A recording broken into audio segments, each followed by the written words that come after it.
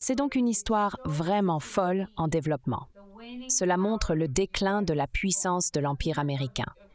Les États-Unis tentent d'établir une occupation militaire en Haïti depuis plus de 3 ans. Dans le passé, ils auraient simplement envoyé 3000 soldats pour accomplir cela. Mais maintenant, ils n'ont pas assez de soldats. Ils sont trop dispersés et ne peuvent pas faire cela. Donc, nous verrons ce qui se passera.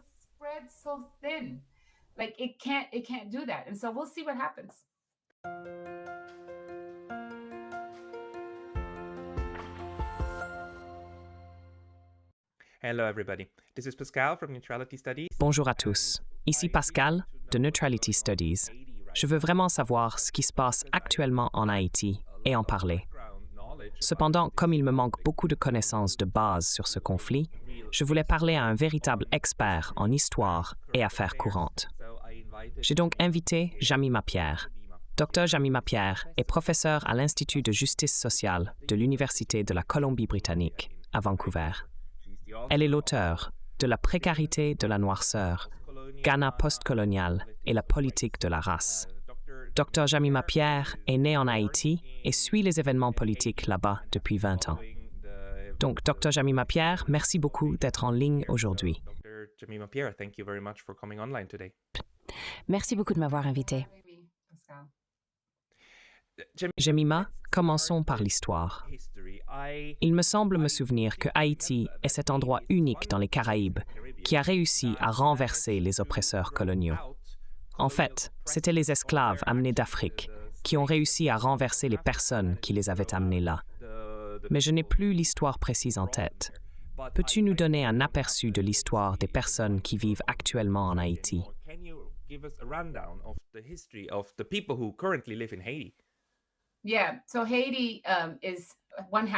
Oui, donc Haïti est une moitié d'île, Hispaniola. L'autre moitié est habitée par la République dominicaine. Hispaniola a été la première île sur laquelle Christophe Colomb a débarqué lors de son premier voyage vers le Nouveau Monde.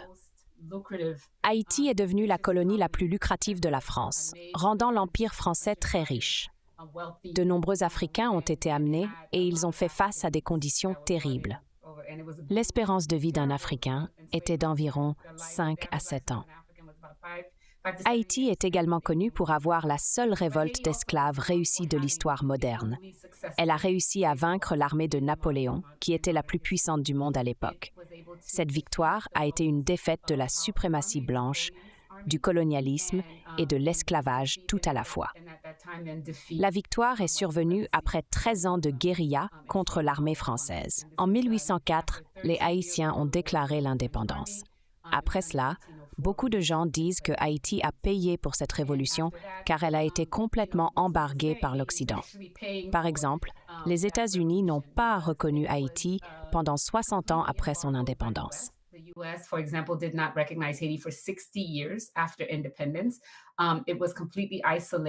Il était complètement isolé. Personne ne voulait faire affaire avec lui.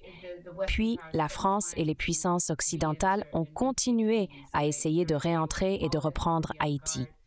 Donc, ils devaient tous être sur leur garde. Une manière pour un président haïtien de négocier avec les Français pour qu'ils les laissent tranquilles était de payer une indemnité. Cela signifiait que la France a extorqué, en chiffres d'aujourd'hui, plus de 20, 22, 23, enfin, à ce stade, c'est probablement comme 30 milliards de dollars à Haïti comme réparation pour la perte de leurs esclaves. Ils ont dû payer pour leur liberté, l'équivalent d'environ presque 30 milliards de dollars actuellement.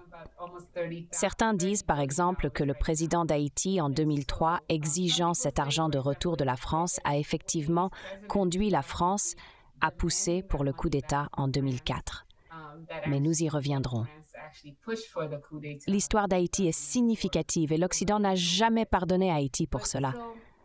Donc, chaque fois que vous entendez parler des Africains incapables de gouverner ou des Haïtiens incapables de se contrôler, vous devez vous souvenir de cette histoire.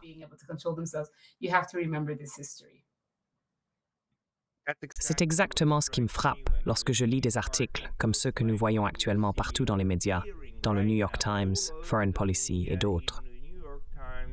Vous savez, il y a cette narration d'Haïti étant incapable de gérer ses propres affaires. Cependant, en réalité, Haïti était le pays qui a réussi à expulser les colonisateurs. Right, and those narratives have been around. Yeah, and those narratives have been around for 200 Ouais. years because that's what they Et ces récits existent depuis 200 ans parce que c'est ce qu'ils disaient. J'ai une liste d'articles du New York Times du début des années 1900 avec des titres comme « Des Haïtiens ont mangé un marine américain » ou « Ils sont sur le point de revenir à la sauvagerie africaine ». Ce sont le genre de titres.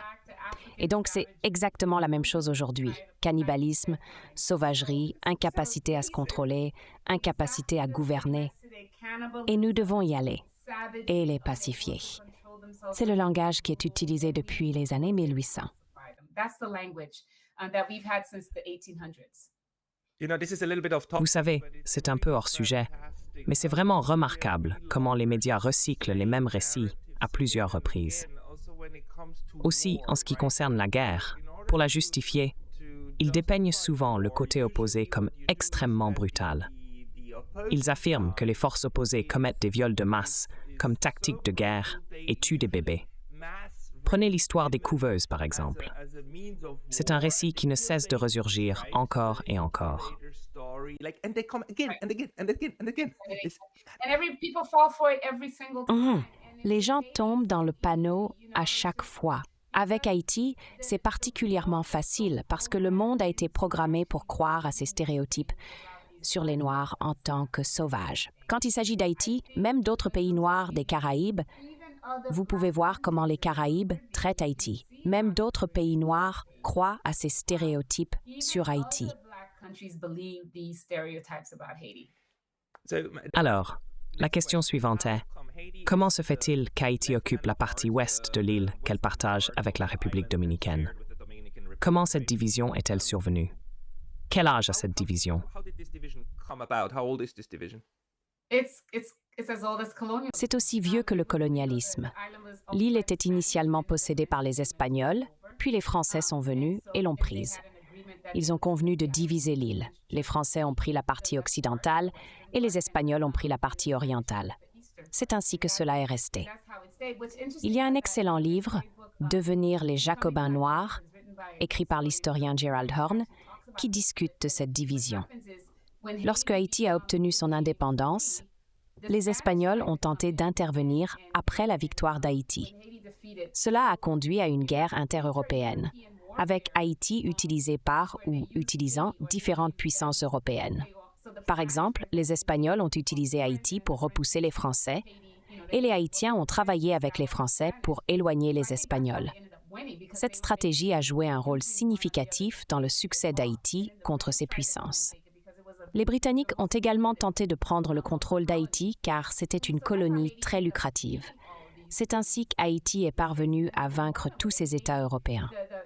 Il y a eu une période où les Africains du côté espagnol de l'île ont demandé l'aide d'Haïti pour obtenir la liberté. Pendant environ 10 ans, Haïti a contrôlé toute l'île pour abolir l'esclavage. Cependant, l'élite espagnole, avec le soutien de l'Espagne et des États-Unis, a réussi à repousser les Africains. Fait intéressant, certains des gouvernements dominicains les plus conservateurs célèbrent l'indépendance vis-à-vis d'Haïti plutôt que l'indépendance vis-à-vis de l'Espagne. Ouais, c'est à ce point que va la torsion. Donc Haïti, en principe, a une histoire de 200 ans, 220 ans. 220 ans d'indépendance. Haïti a une histoire d'indépendance, mais a également été réprimé autant que possible par des forces extérieures. Alors, comment Haïti a-t-il réussi à survivre? De plus, considérons son économie. Comment Haïti s'est-il maintenu pendant plus de 200 ans? Que ont fait les Haïtiens et comment le commerce a-t-il fonctionné?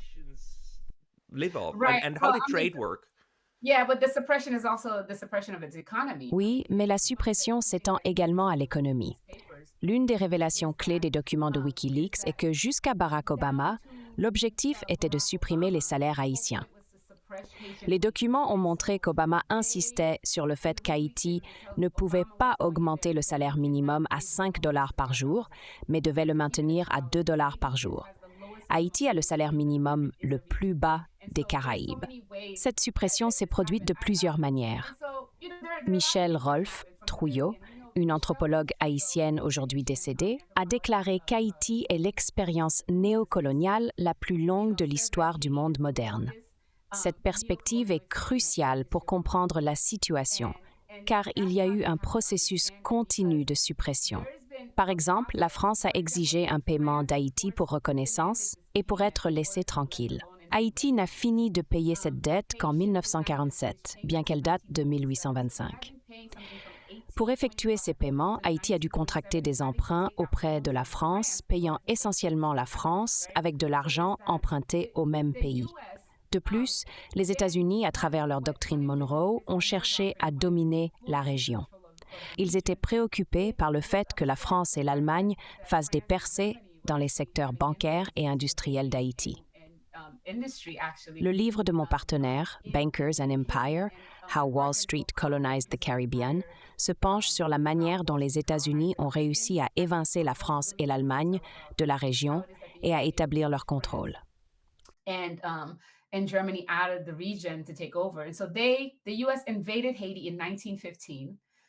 Les États-Unis ont envahi Haïti en 1915, envoyant des marines et emportant l'or d'Haïti à New York. Ils ont ensuite occupé Haïti de 1915 à 1934, prétendant que c'était pour protéger leurs intérêts au milieu des troubles et d'un assassinat. L'occupation impliquait la prise de contrôle du système économique, de l'infrastructure et du système politique d'Haïti. Un aspect notable de cette période était la modification de la Constitution haïtienne de 1805, qui contenait à l'origine une clause stipulant qu'aucun homme blanc ne pouvait posséder de terre ou être un patron en Haïti. Le gouvernement américain, en occupant Haïti, a changé cette constitution. Franklin Delano Roosevelt s'est même vanté de l'avoir réécrite lui-même, soulignant l'étendue du contrôle américain. Pendant l'occupation, l'argent d'Haïti était imprimé à New York, démontrant le niveau de contrôle économique qu'avaient les États-Unis. Cette occupation était significative, car c'était la première grande de son genre. De plus, il est intéressant de noter qu'Haïti était l'un des cofondateurs de la Société des Nations, même pendant qu'il était sous occupation américaine.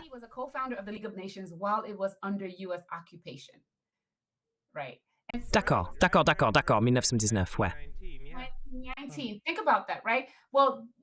1919, pensez à cela, n'est-ce pas? Eh bien, les États-Unis n'étaient pas membres de la Société des Nations, mais ils participaient aux conversations. Les gens se demandaient comment on pouvait discuter des droits de l'homme et des droits entre les nations quand Haïti, l'une des rares nations noires non colonisées, était l'une des nations libres.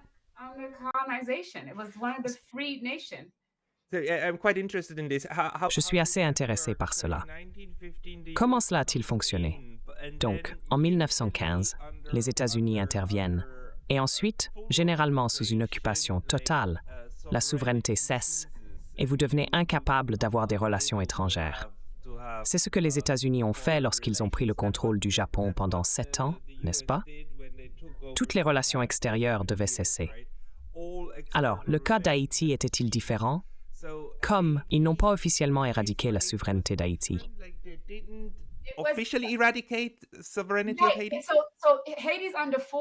Haïti est sous occupation totale, mais ils ont nommé un parlement, un premier ministre et un président. Cela était parce qu'ils ne voulaient pas apparaître d'une certaine manière aux yeux de la communauté internationale qui est principalement l'Europe. Le terme « communauté internationale » n'inclut pas le reste d'entre nous. Les Européens pensent encore aujourd'hui qu'ils le sont, d'ailleurs. Je veux dire, quand vous dites la communauté internationale, cela n'inclut personne d'autre. Mais vous savez, ce petit... Et donc oui, l'une des manières dont ils ont contourné le problème de l'égalité des nations, parce que Haïti était censé être un pays souverain, était de demander comment envahit-on un pays souverain. Ils ne pouvaient pas y faire face ou l'articuler légalement. Alors ils ont dit « Oh, Haïti est juste un petit frère parce que c'est la deuxième nation indépendante. Et nous sommes juste là pour les aider parce qu'ils rencontrent des problèmes. » C'est ainsi qu'ils ont justifié l'occupation. Ensuite, ils ont nommé des présidents et des premiers ministres. Ils ont décidé d'envoyer un représentant haïtien à la réunion de la Société des Nations. La première fois que le représentant a parlé, c'était bien. Mais la deuxième fois, le représentant a commencé à parler d'égalité et de comment Haïti était sous occupation et ils ne l'ont jamais renvoyé. Ils l'ont ramené chez lui. Cette personne s'appelle Dantès Bellegarde. Et il a une citation que je pense être si appropriée pour aujourd'hui. Dieu est trop loin et les États-Unis sont trop proches, ce qui est à la fois beau et triste.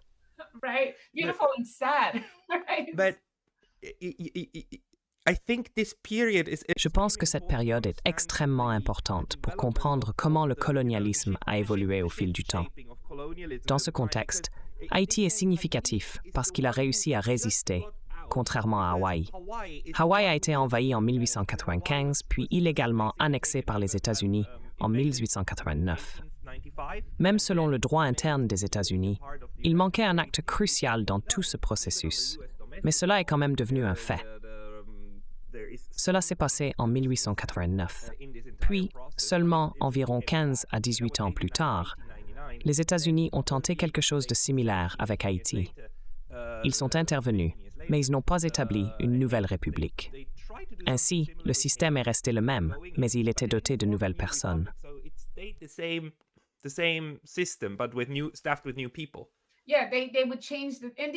Oui, ils changeraient. Et l'autre chose, c'est qu'ils ne voulaient pas de ça. C'est les États-Unis pratiquant Jim Crow là-bas. Ils ne voulaient pas d'un pays noir comme État. Ils n'accepteraient jamais cela. Ils prendraient la terre sans les gens n'importe quel jour. Mais cet endroit était trop peuplé. Exact. Haïti. Haïti reste encore la nation la plus peuplée des Caraïbes, je pense, après Cuba. Exact. Combien de millions maintenant? Environ 13 millions. Ouais. Donc, c'est le plus grand pays de la CARICOM. C'est pourquoi les Haïtiens sont tellement indignés que ces petits pays pensent pouvoir nous dire quoi faire. Exactement. Je veux dire, Haïti représente plus de 50% de la population des pays de la CARICOM. Et la CARICOM détestait Haïti. Ils ne voulaient rien avoir à faire avec Haïti jusqu'à ce que la CARICOM ait 50 ans. Haïti n'est devenu membre de la CARICOM qu'en 2002. Avant cela, Haïti ne voulait-elle pas rejoindre? Haïti a essayé, mais je pense qu'Haïti est le seul pays des Caraïbes qui s'est battu pour sa liberté. Les autres ont reçu leur liberté. Par exemple, même la plus haute cour de Jamaïque est encore à Londres. Elle s'appelle le Conseil privé. Et à cause de cela, la Jamaïque n'est pas une république indépendante. Elle reste un État jamaïcain. De même, les pays francophones ne sont pas indépendants. Ils sont juste des territoires français. Il y a aussi des stéréotypes, comme la presse occidentale, qui dépeint les Haïtiens comme s'engageant dans la violence et utilisant le vaudou. Cela a contribué au sentiment anti-haïtien à travers les Caraïbes. La CARICOM, influencée par les sensibilités britanniques et françaises, a hésité à embrasser pleinement Haïti, en partie parce qu'Haïti est culturellement distincte. Les Haïtiens parlent créole, pas français, et ont des pratiques religieuses différentes. Un dirigeant de la CARICOM, lorsqu'on lui a demandé d'inclure Haïti au milieu des années 1990, a mentionné les défis de la traduction des documents en créole et s'est demandé pourquoi il voudrait un pays culturellement différent comme partie de l'Union. Si je devais diriger Haïti, la première chose que je ferais serait de retirer notre adhésion de la CARICOM.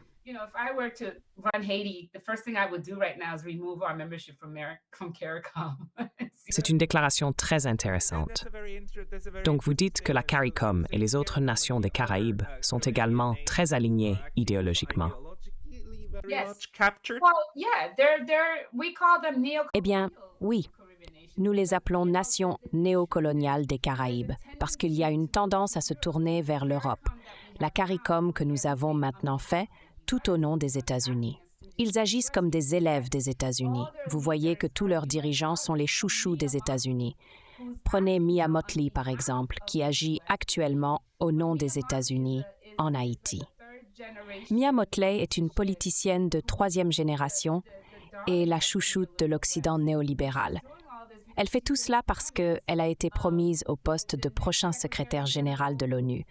C'est vers cela qu'elle travaille. L'Occident l'adore.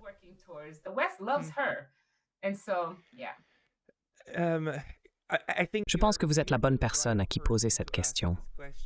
Comment voyez-vous le rôle ou la transformation du rôle de la race? Vous venez de souligner que c'était sous Obama, le premier président noir des États-Unis, qui a tenté d'empêcher les Haïtiens de gagner plus de 5 $ de l'heure pour un salaire minimum. La race ne joue-t-elle plus aucun rôle, y compris avec les Caribéens?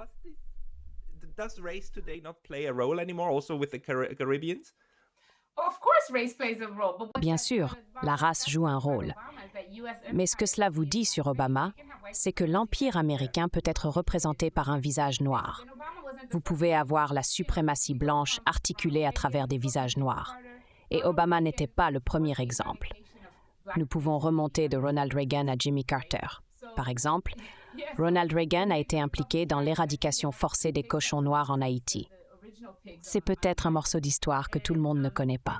Ainsi, la République dominicaine avait un problème où les cochons avaient une certaine maladie.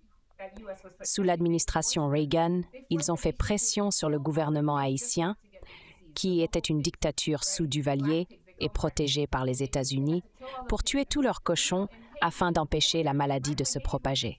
Ces cochons étaient appelés des cochons noirs.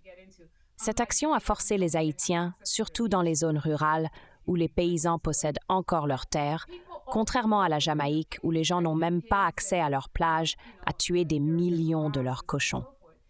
Les cochons et les cultures étaient leur principale source de richesse. Malgré les promesses de compensation, la plupart des gens n'ont rien reçu.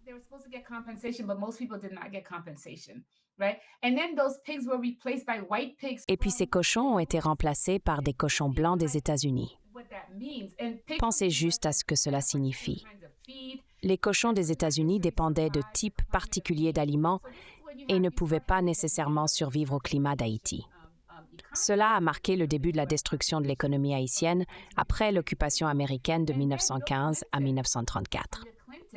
Sous Bill Clinton, l'industrie haïtienne de production de riz a été dévastée par le dumping de riz bon marché de l'Arkansas en Haïti. Il a donné des subventions à ses agriculteurs et essentiellement a forcé Haïti à réduire les tarifs douaniers lorsqu'il a ramené Aristide la première fois. Avant Aristide, l'une des conditions imposées à Haïti est de baisser les tarifs douaniers de 50% à, je pense, 5% ou 10%. Cela a permis le dumping de tout l'excès de riz de l'Arkansas en Haïti. En fait, vous pouvez trouver en ligne où Clinton s'excuse auprès d'Haïti presque en pleurant, admettant que c'était sa faute d'avoir déversé tout ce riz sur Haïti et ruiné l'économie du riz. Donc, il y a cela aussi. De plus, il y a la pression constante pour maintenir les salaires haïtiens bas. Les gens se demandent souvent pourquoi les États-Unis voudraient maintenir Haïti, apparemment insignifiant, à terre.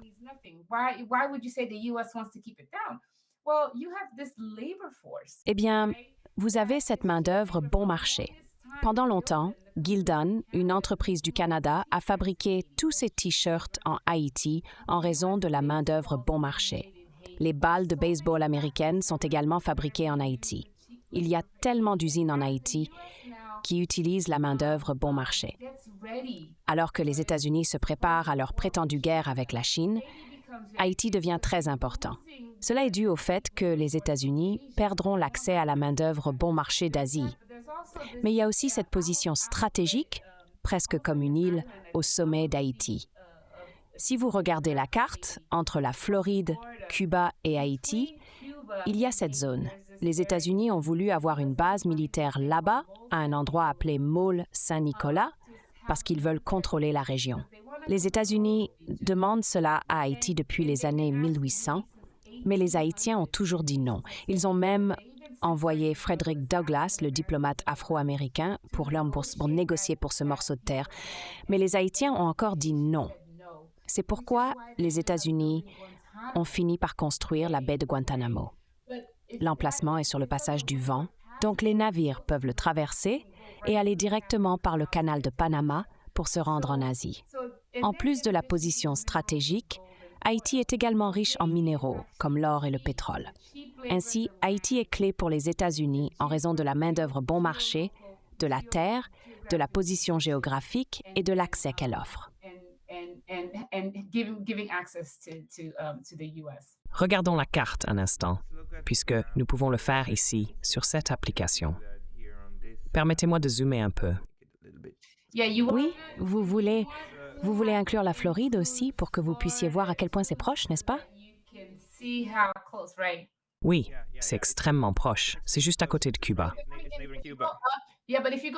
Ouais, mais si vous montez aux États-Unis à cause de la marine, vous savez, les bases américaines sont ici, en Géorgie, sur la côte nord-est et en Caroline du Nord. Donc les bateaux descendront autour de Cuba et juste entre Cuba et Haïti. Juste là, oui. Ça vous mène directement au canal de Panama. Alors, permettez-moi de demander comment Haïti a réussi à éviter cela.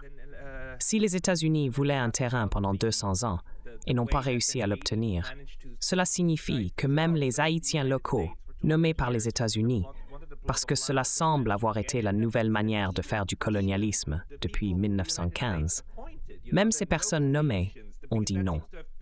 Ouais,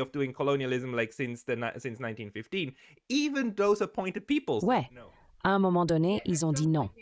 Et c'est pourquoi je pense qu'ils ont décidé plus tard, avec le président installé en 2011, il a ouvert Haïti à l'exploitation. Il a même dit « Haïti est ouvert aux affaires » et a donné à Coca-Cola des milliers d'hectares pour cultiver la stevia dans le nord d'Haïti. Donc ils ont commencé à donner des terres et à nationaliser des choses. C'est vraiment ce qui se passait lorsque nous sommes arrivés à 2010, 2011. Alors, en Haïti aujourd'hui, quelle est sa situation sécuritaire? Est-ce officiellement en alliance avec quelqu'un ou est-ce réellement comme dans un état de conflit? Haïti a toujours été par lui-même.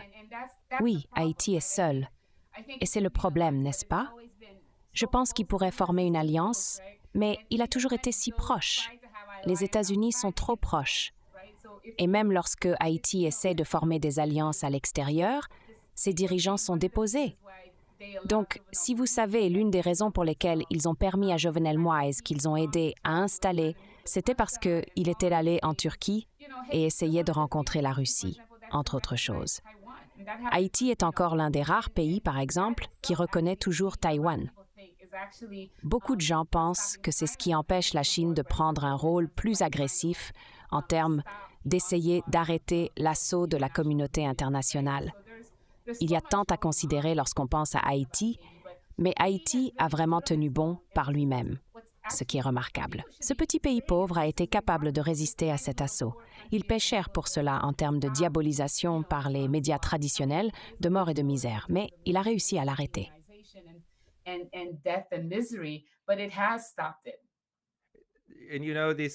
Et vous savez, c'est quelque chose que je recommande vraiment. La Finlande a utilisé sa neutralité très judicieusement pendant la guerre froide pour tenir l'Union soviétique à distance. De manière similaire, Haïti utilise une stratégie de neutralité pour dissuader les États-Unis d'envisager une invasion à grande échelle, ce qu'ils contemplent périodiquement. Maintenant, passons aux affaires courantes. Par affaires courantes, je veux dire des événements que vous et moi, étant nés en 1985, et donc relativement proches en âge, nous souviendrions. Concentrons-nous sur les années 2000. Quels sont les développements politiques les plus récents qui sont cruciaux pour comprendre où Haïti se trouve aujourd'hui?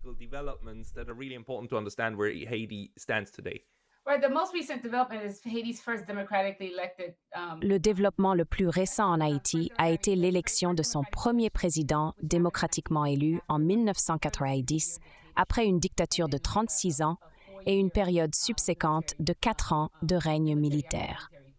Cela a marqué l'ascension au pouvoir de Jean-Bertrand Aristide, un prêtre devenu président d'Haïti. Pour la première fois, il y avait un mouvement significatif de pauvres Haïtiens se ralliant pour le changement. Haïti est un pays profondément divisé par la classe et la couleur. L'élite ou les oligarques sont majoritairement blancs ou d'ascendance levantine. Par exemple, Bijou est israélien, la famille Meuse est française, et il y a aussi des Libanais et des Syriens parmi les 10 à 12 familles qui contrôlent le pays. Aucun de ces oligarques n'est noir, ce qui est un aspect important à retenir. En 1990, Haïti a tenu ses élections et le candidat soutenu par les États-Unis était un Haïtien-Américain bien connecté. Cependant, les résultats des élections ont été surprenants pour les États-Unis car les masses se sont mobilisées en grand nombre avec environ 70% votant pour Aristide. Cette élection a fondamentalement changé le paysage politique en Haïti.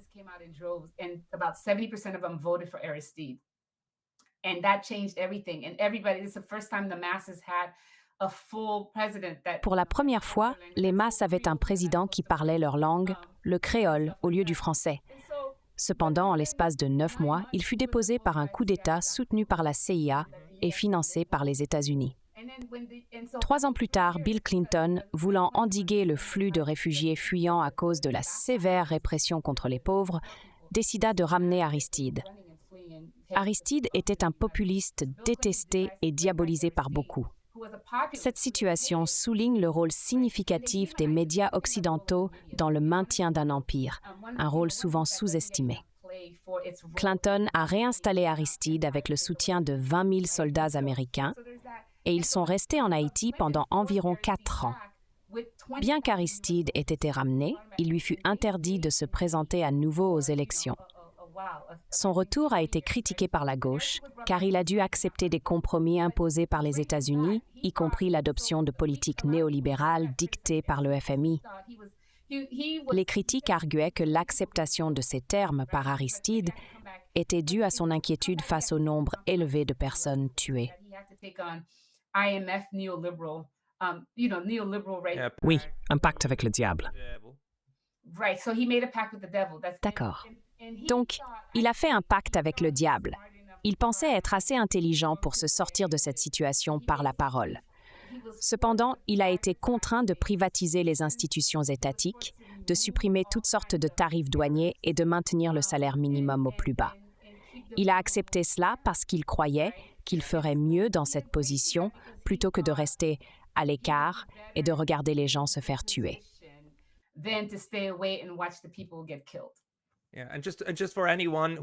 Pour ceux qui ne sont pas familiers avec ce jargon, la privatisation, dans le contexte des colonies d'outre-mer ou des lieux traités comme des colonies, signifie le transfert du contrôle de certaines parties des actifs d'un pays à des élites généralement blanches, soit aux États-Unis, soit en Europe.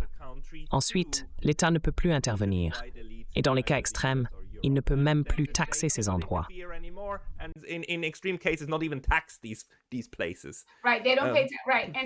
Ils n'ont pas payé, donc ils ont dû privatiser la compagnie de téléphone et la compagnie de ciment. Ces entreprises sont devenues privées, ce qui a également élargi l'oligarchie. Initialement, il y avait une oligarchie locale, mais ensuite des oligarques étrangers sont entrés en scène. Par exemple, le chef de Digicel, qui a pris le contrôle lorsque la compagnie de télécom a été privatisée, est européen. Il possède beaucoup d'entreprises à travers les Caraïbes. C'était un mouvement qu'Aristide a dû faire. Cependant, les États-Unis lui ont dit qu'il ne pouvait pas se présenter à nouveau pour un mandat. Selon la Constitution d'Haïti, après la dictature, un président ne peut servir qu'un seul mandat, se retirer, puis éventuellement revenir plus tard. Aristide est revenu en 2000 et a gagné par une victoire écrasante.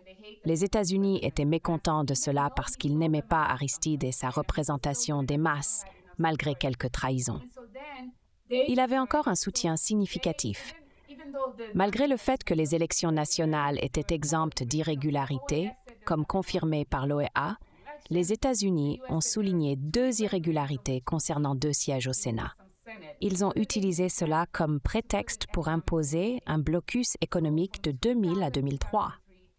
Pendant cette période, le National Endowment for Democracy a financé une révolution de couleur.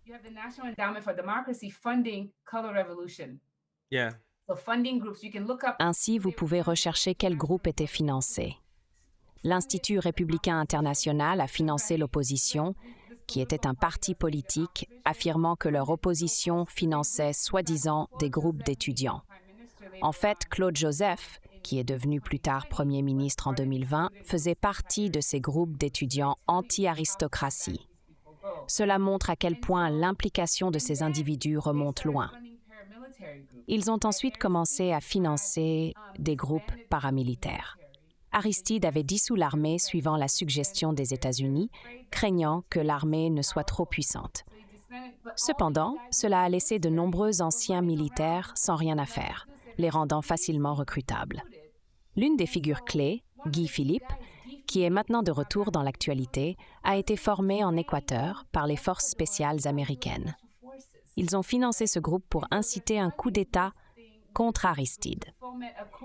Guy Philippe s'est déplacé en République dominicaine où il prétendait être financé par la CIA, acquérant des armes, du matériel militaire et du personnel. Cela a conduit à la déstabilisation d'Haïti depuis la campagne. Les nouvelles d'aujourd'hui dépeignent les rebelles comme une menace pour déplacer Aristide, malgré qu'il soit un petit groupe désorganisé. Pendant ce temps, Guy soit une attention médiatique significative, étant étiqueté comme un combattant de l'indépendance américaine et un homme familial sous-custom dans le titre. Combien d'hommes tiennent un bébé dans leurs bras? J'ai un essai intitulé « Haïti, 20 ans après le coup d'État », qui fournit une chronologie. De plus, en 2003, il y avait quelque chose appelé l'Initiative d'Ottawa sur Haïti.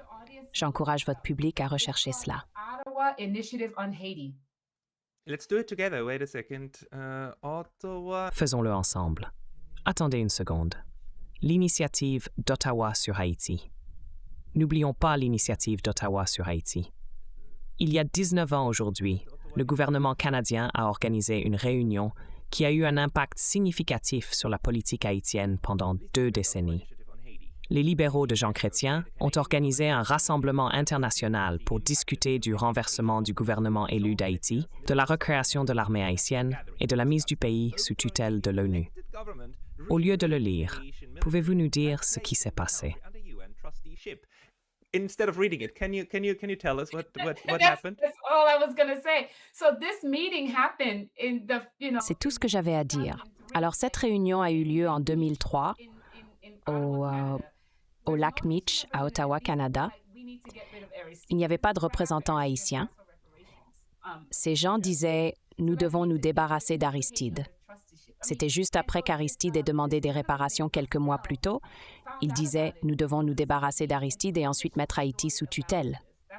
Un journaliste nommé Vastel a découvert cette réunion secrète et a publié un article à ce sujet.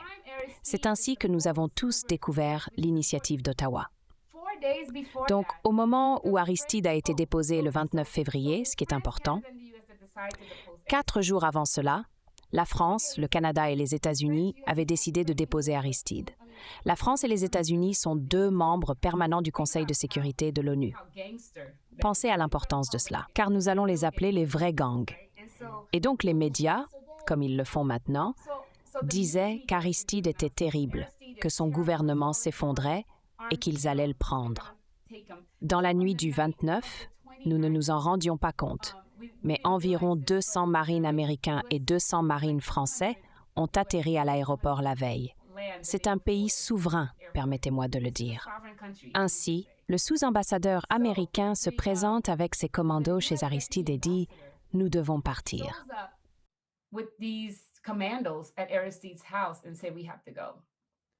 Vous savez, c'est exactement la même chose qui s'est passée en 1895 à Hawaï. Exactement. 200 marines ont débarqué à Hawaï et ont dit à la reine « Vous devez partir ». D'accord. Ils ont donc pris lui, sa femme et un assistant. Aristide était sous beaucoup de pression. Sa force de sécurité venait des États-Unis parce qu'il ne pouvait pas faire confiance à l'armée dissoute. Il avait une force de sécurité spéciale de Washington, États-Unis, ce qui est inhabituel parce que, comme nous le disons, vous ne devriez jamais laisser les forces étrangères être votre sécurité. Mais plus tard, on découvre qu'il était inquiet et a demandé plus de sécurité. Ils étaient prêts à l'envoyer, mais le gouvernement américain les a empêchés d'envoyer des renforts à Aristide. Aristide monte dans l'avion avec sa force de sécurité assise à l'arrière. Ils le conduisent à l'aéroport, lui disent qu'il part, le mettent dans un avion et il finit en République centrafricaine. Je me souviens spécifiquement de cela parce que je me suis réveillée le lendemain matin. C'est en dehors de les nouvelles que va donner la BBC. Quel âge aviez-vous? Quel âge aviez-vous en 2003? Oh, est-ce que tu sors avec moi? Désolé, je dois devoir du fournir du contexte. Oui, c'était en 2003. J'étais à la fin de la vingtaine. Je venais juste de terminer mon doctorat, en fait. Aux États-Unis, cependant. J'étais aux États-Unis. Ouais. Alors je me réveille et tu sais, Democracy Now!, qui est l'émission de télé, commence. Elle commençait à 9 heures. Et c'était comme si j'entendais les informations de dernière minute d'Amy Goodman. Aristide a été kidnappé. Nous avons quelqu'un qui l'a au téléphone. Alors il prend le téléphone et il est comme « Je suis dans cet avion. Je ne sais pas où je vais. Je ne sais pas où je suis. Quelqu'un m'a fait monter en douce dans un avion. Dites juste qu'ils ne m'ont pas fait démissionner. » Et donc, voilà. Et puis, pendant qu'il parle, Maxine Waters, une congressiste américaine, appelle Amy et dit Aristide a dit qu'il a été kidnappé. Dites au monde qu'il a été kidnappé. D'accord? Et donc, si vous allez aux archives de Democracy Now! Pour le 29 février et le 1er mars, tout cela est enregistré. D'accord? Amy Goodwin, on a discuté avec vous il y a juste 3 jours. Oui, tout est enregistré. À ce moment-là, James Foley, l'ambassadeur des États-Unis, est allé à la maison du juge de la Cour suprême haïtienne à 3 heures du matin et l'a fait président par intérim. Cette action violait la Constitution haïtienne qui exige un parlement complet pour tenir une réunion spéciale afin d'accepter une démission puis de nommer le juge de la Cour suprême comme président. De plus, il y avait un premier ministre, Evo Neptune, qui a été complètement contourné dans ce processus. Ils ont nommé un juge de la Cour suprême comme président par intérim, ignorant le premier ministre, puis ont installé un nouveau premier ministre qui n'avait pas vécu en Haïti depuis 15 ans. Ce nouveau premier ministre vivait à Boca Raton, en Floride. Selon la Constitution d'Haïti, vous ne pouvez pas occuper un poste officiel si vous n'avez pas vécu en Haïti pendant au moins 5 ans, même si vous êtes haïtien. Ils ont ignoré toutes ces règles. Ce qui est particulièrement intéressant à propos d'Haïti et pourquoi je pense qu'il est utilisé comme un laboratoire où ils parviennent à s'en sortir avec de telles actions, c'est qu'ils ont réussi à convoquer une réunion immédiate du Conseil de sécurité de l'ONU le même jour. Ils ont voté à l'unanimité pour une soi-disant mission de stabilisation, une mission de maintien de la paix de l'ONU en Haïti, sous prétexte de s'attaquer à la violence dans le pays. Cependant, ce que beaucoup de gens ne savent pas, et ce que j'ai découvert le mois dernier à partir des archives publiées, c'est que vous pouvez trouver des informations dans les archives de l'ONU datées du 25 février, même si cet événement s'est produit le 29.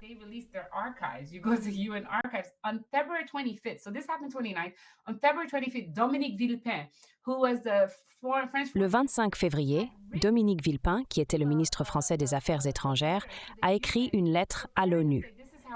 Dans celle-ci, il a exposé comment ils allaient se préparer pour la transition en Haïti. Ils avaient déjà un plan pour ce qui se passerait le 25, même si le coup d'État a eu lieu le 29. Cependant, la partie la plus préoccupante était la manière dont ils ont réussi à dissimuler le coup d'État en impliquant l'ONU. Ils ont prétendu que 2 membres du Conseil de sécurité, considérés comme une institution hautement antidémocratique, avaient appelé à une réunion au préalable. Ils ont annoncé qu'ils déploieraient une mission de stabilisation. En conséquence, le coup d'État a été masqué en mission de l'ONU et l'ONU a été amenée à la financer. Cette manœuvre a empêché qu'elle soit étiquetée comme une occupation américaine. En tirant parti du multilatéralisme, l'occupation d'Haïti n'apparaissait pas comme telle. Le Brésil, dirigé par Lula, que beaucoup considèrent comme un gauchiste, a joué un rôle significatif. Lula était en première ligne, s'engageant à diriger l'aspect militaire de l'occupation d'Haïti en 2004. Les soldats brésiliens constituaient la majorité des forces qui ont occupé Haïti de 2004 à 2017. Cette situation a conduit à l'établissement du Core Group, un organe non élu d'officiels européens qui, à ce jour, continue de prendre des décisions concernant Haïti.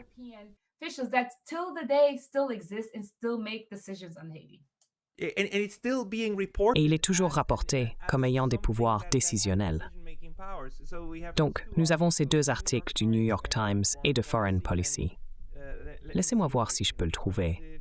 Il doit y avoir un groupe central mentionné quelque part. Allez, n'est-ce pas là? Je veux dire, il y a une phrase quelque part à propos de ce groupe qui est censé...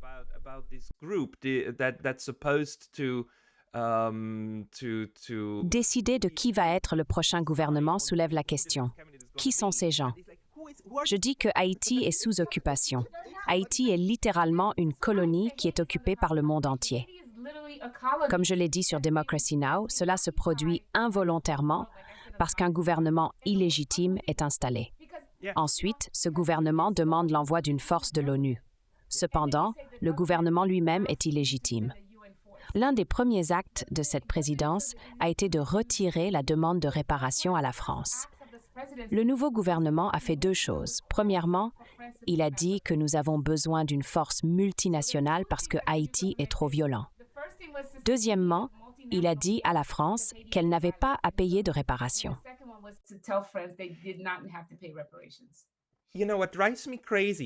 Ce qui me rend fou, c'est que ces tactiques restent les mêmes au fil du temps et dans différentes régions. Cependant, lorsque quelqu'un d'autre les emploie, la réaction est différente.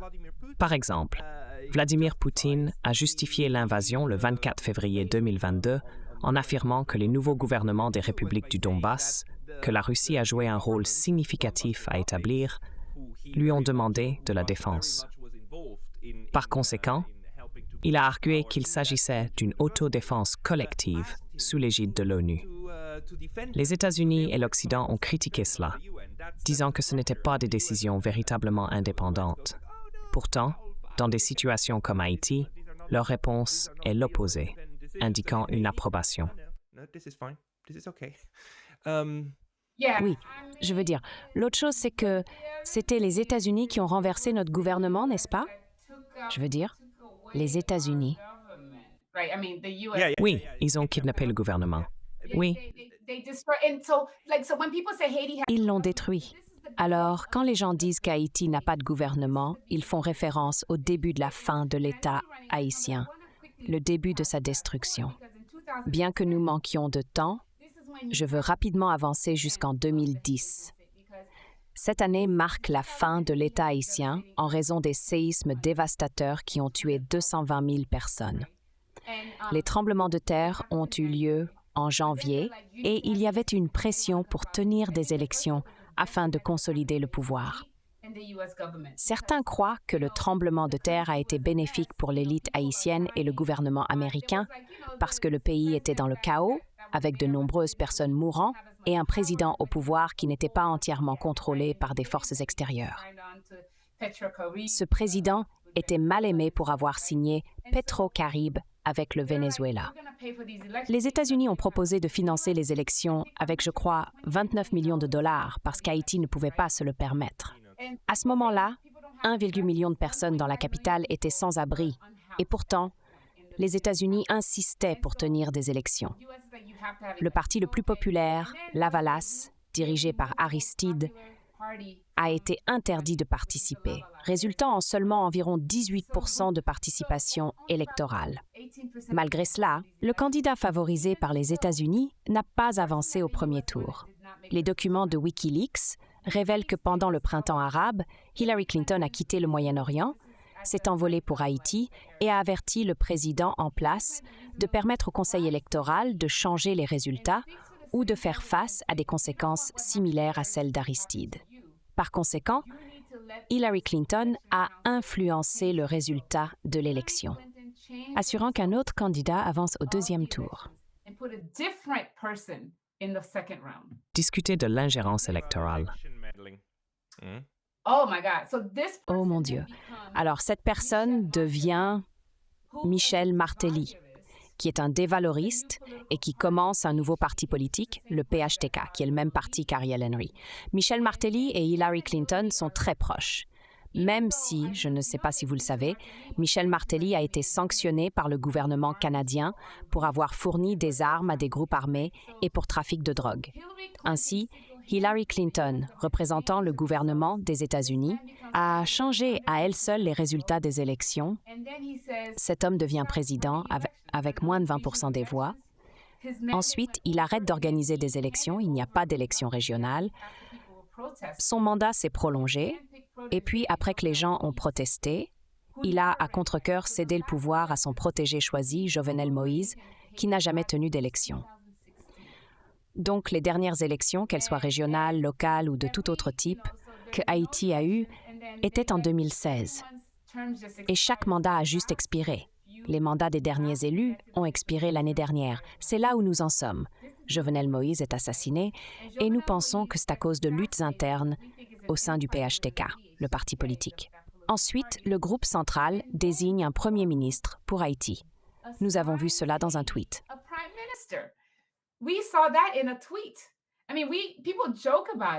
Les gens en plaisantent souvent, mais Ariel Henry n'avait pas été officiellement nommé.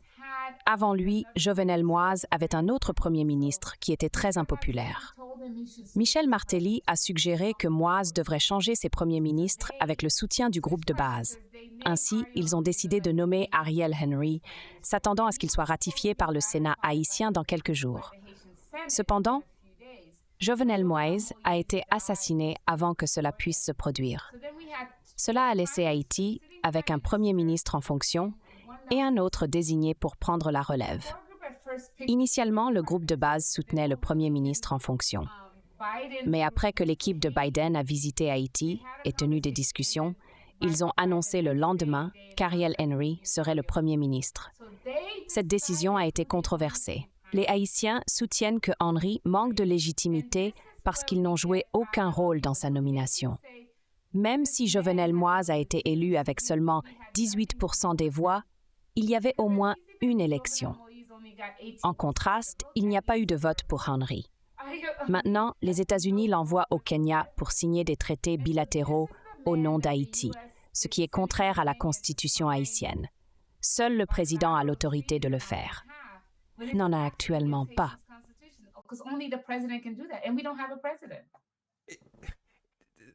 Pourquoi le Kenya? Pourquoi choisiriez-vous le Kenya? Je veux dire, d'accord, ils sont noirs, mais il y a d'autres personnes noires dans les Caraïbes qui seraient probablement prêtes à faire cela. Ou est-ce parce que le Kenya possède la plus grande force de police noire que vous pouvez envoyer, donc cela ne semblerait pas être des Blancs tuant des Noirs? Pourquoi le Kenya?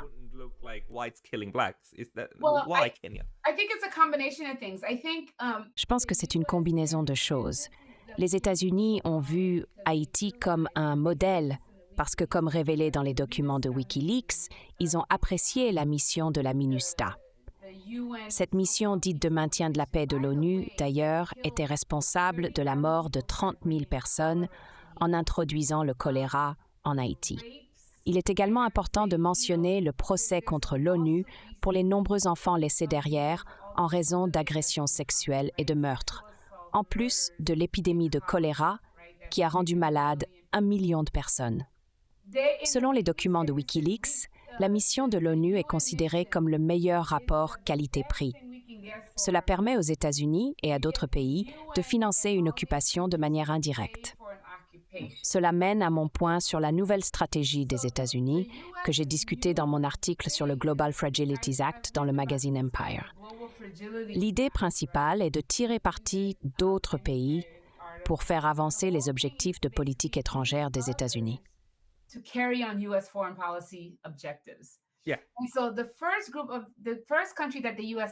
Le premier pays que les États-Unis ont demandé de diriger une nouvelle invasion militaire était le Canada, mais le Canada a refusé.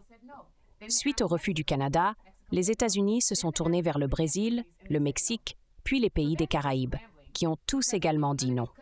Le Brésil a trouvé l'idée politiquement impopulaire, car de nombreux Brésiliens s'opposaient à l'occupation d'Haïti. Le Mexique ne voulait pas s'impliquer. La situation du Kenya était unique, car il n'avait pas eu de relation bilatérale avec Haïti jusqu'à récemment, un changement provoqué par les États-Unis. Certains spéculent que la volonté du Kenya de participer est en partie due à des raisons financières, car le pays attend un prêt du FMI que les États-Unis ont promis d'accélérer. De plus, le secrétaire Lloyd Austin a visité le Kenya pour signer des accords de sécurité pour aider contre Al-Shabaab, indiquant un renforcement des liens entre le Kenya et les États-Unis. Le Kenya a accepté d'envoyer des forces de police, motivées par une incitation financière de 200 millions de dollars. Cependant, il est important de noter que ce n'est pas une mission de l'ONU. Contrairement à ce que certains médias ont rapporté, s'il s'agissait d'une mission de l'ONU, il y aurait une responsabilité collective d'envoyer des troupes. Le plan, initialement proposé par le Mexique en collaboration avec les États-Unis, a fait l'objet de critiques au sein du Conseil de sécurité pour être trop sévère pour être considéré comme une mission de maintien de la paix. Cela a conduit les États-Unis à chercher une forme d'approbation légale du Conseil de sécurité, ce qui a abouti à un vote divisé. 3 en faveur, 2 abstentions et pas une décision unanime. Quand était-ce? 22 octobre 2003. Alors, la Russie et la Chine se sont toutes les deux abstenues. Elles n'ont pas voté contre les États-Unis. La Russie et la Chine ont voté contre la mission proposée parce qu'elles soutiennent qu'elle manque de légalité, n'étant sous aucun mandat de l'ONU et pourrait conduire à des violences inutiles. Plus précisément, la Chine a déclaré que Haïti n'a pas besoin d'une occupation militaire, mais plutôt d'un embargo sur les armes et de frontières fermées, des mesures que les États-Unis ne sont pas disposés à mettre en œuvre, car ils sont intéressés par la distribution d'armes. Ouais. Pour clarifier les soi-disant gangs en Haïti, tout d'abord, il est important d'aborder le récit présenté par les médias. La majorité de ces soi-disant gangs ou groupes armés sont en réalité des paramilitaires, dont beaucoup sont d'anciens soldats de l'armée. Ce ne sont pas vraiment des gangs. Ce problème se situe principalement à Port-au-Prince. On dit souvent qu'ils ont pris le contrôle de 80% de Port-au-Prince, mais cette affirmation est trompeuse. Lorsque vous regardez la carte de Port-au-Prince, ces groupes sont concentrés dans des quartiers populaires, qui sont pauvres et densément peuplés, et ils ne sont présents que dans environ 4 ou 5 de ces zones. Il y a eu des vidéos montrant la situation, et j'ai vu assez d'images pour remarquer que certaines photos du tremblement de terre sont utilisées pour représenter la situation actuelle. J'ai vu une rangée de maisons détruites, et j'ai réalisé que ces images provenaient du tremblement de terre. Cette représentation erronée ne signifie pas que les choses ne vont pas mal, mais il est important de comprendre le contexte complet. Les personnes qui arment ces groupes sont les riches, y compris ceux qui possèdent des ports privés. Par exemple, le milliardaire haïtien Djibré Bijou possède un port appelé Port Latifo, si je ne me trompe pas de nom.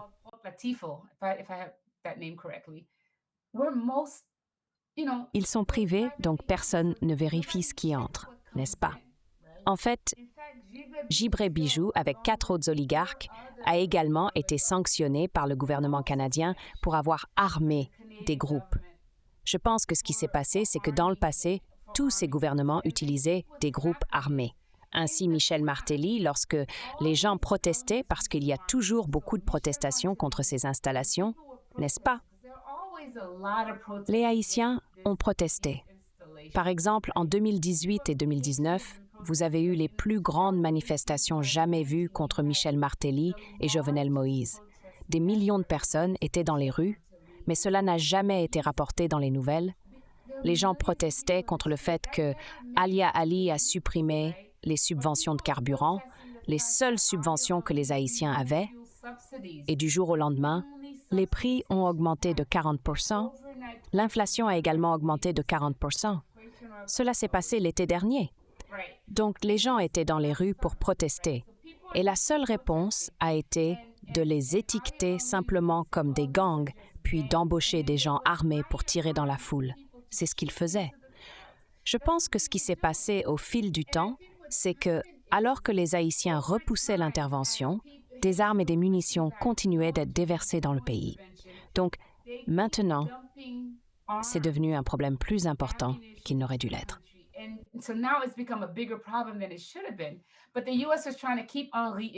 Mais les États-Unis tentent de maintenir Henry au pouvoir alors que le peuple ne le veut pas. Et donc maintenant, je pense que les États-Unis sont pris de court parce que les choses ont tourné d'une manière qu'ils n'avaient pas prévue. Ils pensaient que la situation au Kenya serait résolue rapidement et qu'ils pourraient envoyer la police kenyane protéger Ariel Henry. C'est ce qu'ils voulaient. Ils voulaient le maintenir au pouvoir parce qu'il est facilement influençable. Mais ils n'avaient pas anticipé la réponse kenyane. Et je pense que beaucoup d'entre nous ont contribué à cela parce que nous avons commencé à contacter nos collègues kenyans, à protester et à écrire des lettres au gouvernement kényan jusqu'à ce qu'un avocat kényan décide de contester cela. Et donc, je ne pense pas qu'ils s'attendaient à ce que les tribunaux kenyans interviennent. Les tribunaux kenyans ont arrêté cela en janvier. Ensuite, les tribunaux ont dit qu'il devait y avoir un accord bilatéral. C'est pourquoi ils ont précipité Ali là-bas, parce qu'ils étaient impatients d'apporter cette force. Mais ensuite, ils ont sous-estimé que ces groupes se rassembleraient et l'empêcheraient. Donc maintenant, nous ne savons pas ce qui se passe, parce que tous ces groupes armés qui se battaient les uns contre les autres sont maintenant unis.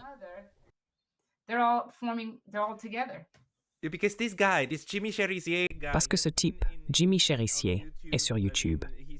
Son nom circule depuis quelques années maintenant. Il semble être un stratège assez brillant. Sous sa direction, ils ont saisi l'opportunité, lorsque le Premier ministre était absent, pour occuper des lieux stratégiques comme l'aéroport. Ils ont essentiellement dit « Vous ne revenez pas » et ont formé une sorte de résistance militaire. Ils sont appelés soit des gangs, soit des insurgés. Mais quand je vois ce qu'ils font, y compris libérer 4000 prisonniers, dont certains sont clairement violents, cela me rappelle la Révolution française. C'est exactement ce qui s'est passé pendant la Révolution française. Les gens ont pris d'assaut la Bastille, puis ont utilisé les armes pour aller contre le régime en place.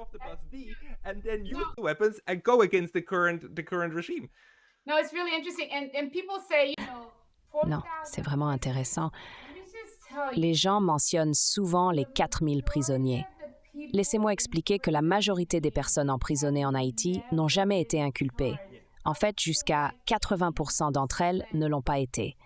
Il y a cet homme qui a été emprisonné dans des conditions aussi exiguës qu'une boîte de sardines et il est là depuis 6 ans sans jamais avoir vu un juge. Donc,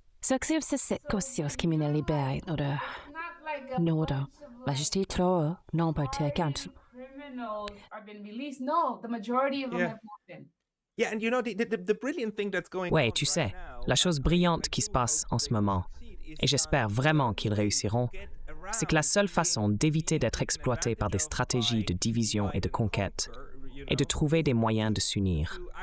La seule façon de s'unir est, d'abord, de pardonner, et ensuite d'offrir une forme d'amnistie aux autres, afin d'avancer ensemble. Il semble que Cherissier travaille là-dessus en ce moment. Ouais, on verra.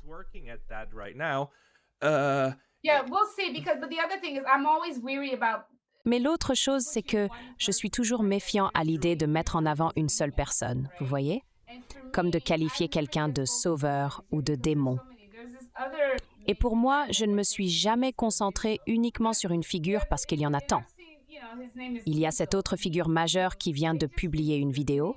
Son nom est Ezo, et ils viennent de diffuser une vidéo le montrant en tenue de combat, qui fait le tour de l'Internet, avec des camions et des armes, et ainsi de suite. Nous ne savons pas ce qui va arriver, mais il y a aussi une vidéo de l'un de ces jeunes gars qui travaillait auparavant pour l'un des élites, l'un des oligarques. Son nom est André Apat. Il a essentiellement dit « Vous m'avez fait faire ça en 2003. Vous m'avez fait mettre des clous sur la route. Vous m'avez fait aller à votre usine et faire ça pour attaquer le convoi d'Aristide. Vous m'avez fait faire ça. Nous n'avons pas oublié. Donc maintenant, je pense qu'ils réalisent qu'ils ont été utilisés par les élites, les oligarques et les gouvernements pour s'attaquer les uns les autres. Et ils disent, nous ne ferons pas ça à nouveau. Mais l'autre chose, c'est que ça va être difficile parce qu'ils sont si peu nombreux.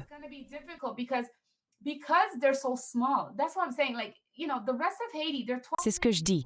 Genre, vous savez, en Haïti, il y a 12 millions de personnes. Donc, la plupart des conflits ont eu lieu à Port-au-Prince. Cela bloque le reste du pays parce qu'ils bloquent les routes principales. Ces routes relient le sud au nord et d'autres parties du pays. Les gens sont partis, mais ce sont des quartiers surpeuplés avec des milliers de personnes. Donc, si des tirs commencent, les gens se retrouveront pris dans les échanges de tirs. Cependant, je pense vraiment que cela va prendre beaucoup parce que de nombreuses personnes dans ces quartiers pauvres ont souffert des combats. Il pourrait être difficile pour eux de pardonner aux jeunes individus qui tirent dans le quartier, etc. C'est une histoire vraiment folle qui se développe. Cela montre le pouvoir déclinant de l'Empire américain. Les États-Unis ont essayé d'établir une occupation militaire en Haïti pendant plus de 3 ans. Dans le passé, ils auraient juste envoyé 3000 soldats et pris le contrôle. Mais maintenant, ils n'ont même pas assez de soldats. Ils sont tellement dispersés qu'ils ne peuvent faire cela. Donc, nous verrons ce qui se passe.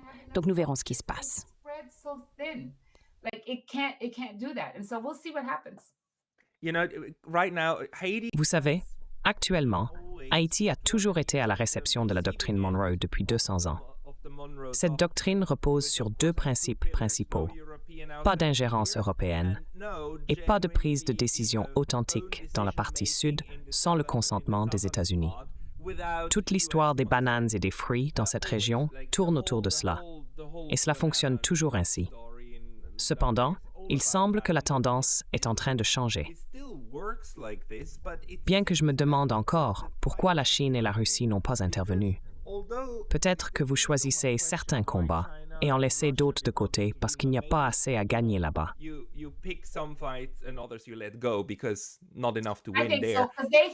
Je pense que oui, parce qu'ils l'ont retardé pendant 3 ans. Ils ont constamment dit non et ont voté contre. Puis finalement, quelque chose a dû changer car ils ont accepté de le laisser tel quel. Oui, mais je veux juste souligner que c'est un article sur la politique étrangère. L'article était raciste et condescendant car il manquait de contexte. Il suggérait simplement d'envoyer l'armée pour tuer des Haïtiens. La seule contribution significative des États-Unis à Haïti, outre le fait d'avoir la 4e plus grande ambassade américaine là-bas, est la construction de 3 prisons. Cela implique que tout ce que Haïti mérite, c'est la violence et l'incarcération, ce qui est le véritable problème.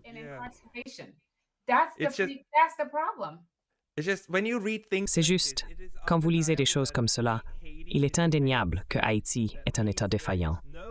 Cela signifie qu'il n'y a pas de solution dirigée par les Haïtiens à la tourmente du pays à venir. Cela représente le comble des idées suprémacistes néocoloniales. Le paternalisme est la croyance que ces personnes noires ne peuvent pas se gouverner elles-mêmes. Avant de conclure, je dois souligner qu'il y a eu des solutions haïtiennes. Les Haïtiens ont créé leurs propres solutions. La famille Lavalas a proposé sa propre solution de salut public. Des groupes de paysans et d'artistes ont également développé leurs solutions. L'un des groupes les plus importants, le groupe Montana, a réussi à rassembler des personnes issues des zones rurales, des étudiants, des entreprises et des leaders religieux au début. En 2021, ils ont proposé un plan de transition de 2 ans pour établir un conseil de transition, puis organiser des élections. Les États-Unis l'ont complètement ignoré, déclarant qu'ils ne voulaient rien avoir à faire avec cela parce qu'ils pensaient qu'une transition de 2 ans était trop longue. Pourtant, Ariel est resté en poste pendant 3 ans. Donc, pour les personnes qui prétendent que les Haïtiens n'ont pas de solution, elles sont probablement influencées par les médias grand public. Elle croit dans la notion raciste que les personnes noires ne peuvent pas se gouverner elles-mêmes ou que personne dans le Sud global ne peut se gouverner lui-même. Ils ne connaissent pas le contexte. Je veux dire, l'article sur la politique étrangère est terrible parce qu'il ne fournit aucun contexte. Il mentionne « Henry est devenu Premier ministre ». Mais comment? Comment est-il devenu Premier ministre? Ce n'est pas comme s'il avait simplement été nommé. Donc Moïse est tué et ensuite Henry devient Premier ministre. Est-ce que cela signifie que n'importe lequel d'entre nous aurait pu aller en Haïti et déclarer « Eh bien, je suis Premier ministre maintenant ». Si vous lisez ces articles, cela n'a aucun sens. Comment est-il devenu Premier ministre? Cela passe complètement à côté des vrais coupables de l'histoire. Les vrais coupables sont les États-Unis, la France et le Canada, le groupe central.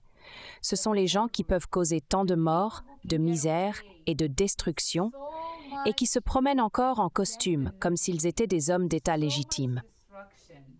Oui, les gens verront des individus comme Cherizier et ces jeunes hommes dans leurs tenues déchirées, tenant leurs armes, essayant de paraître puissants. Mais ceux qui causent réellement la misère et la douleur dans le monde ne font face à aucune conséquence. Et pour moi, c'est la partie la plus tragique de tout cela.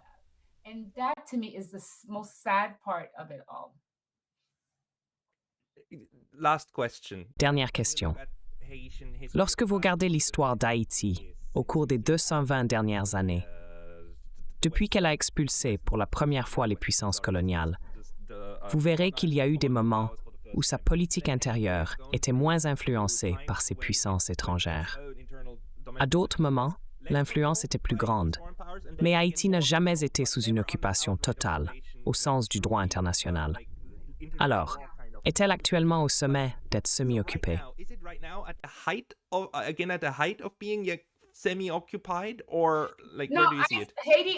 Non, je crois qu'Haïti est sous occupation. En fait, ce qui la rend plus insidieuse, c'est que le monde ne la reconnaît pas comme une occupation. Ainsi, en 1915, les gens pouvaient ouvertement dire « Oh, les États-Unis occupent Haïti ». Mais maintenant, quand vous avez l'ONU et le groupe de base qui prennent des décisions, décident qui sont le président et le premier ministre, c'est une occupation. C'est pourquoi je dis que l'établissement de la force de l'ONU a vraiment solidifié l'occupation, mais l'a déguisée sous le couvert du multilatéralisme. Il y a un article significatif sur Haïti intitulé « Le multilatéralisme comme terreur, l'impérialisme américain et Haïti ». Je pense que si nous lisons, nous comprendrons ce que cela signifie. On dirait que le multilatéralisme devrait impliquer une grande coopération. Cependant, pour Haïti, cela a signifié que le monde entier s'est réuni pour aider les États-Unis dans l'occupation. Le groupe central, dans ce sens, n'est pas dans la Constitution haïtienne. Non. Le groupe central a été formé pendant l'occupation de l'ONU et aurait dû être dissous lorsque la principale mission de maintien de la paix a quitté en 2017. Il comprend les États-Unis, la France, le Canada, le Brésil, l'Espagne et l'Allemagne comme membres. C'est fou pour moi qu'ils n'aient aucun mandat quoi que ce soit. Pourtant, ils prennent des décisions.